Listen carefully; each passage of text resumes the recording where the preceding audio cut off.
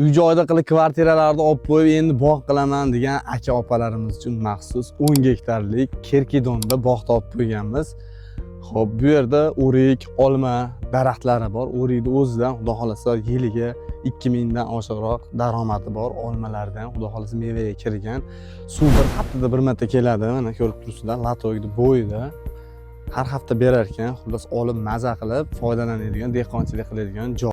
Xohlasalar ham mol qo'ylarni boqib foydalanadigan yaxshi joy. Xullas olib maza qilib foydalansalar ham bo'ladi. Ko'rib turibsizlar, Kerkidon ham xullas turistik zona bo'lyapti. Xullas bu joylar zo'r joylar bo'lib ketadi. Xudo xolasa kimga qiziq bo'lsa telefon qilaverasizlar.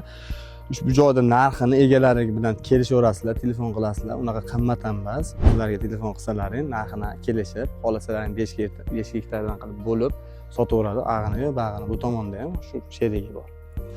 Sog' bo'linglar, shu joyiga bittadan laykni bosib, bizni qo'llashda davom etinglar. Do'stlarimizga jo'natib beramiz bog' olaman.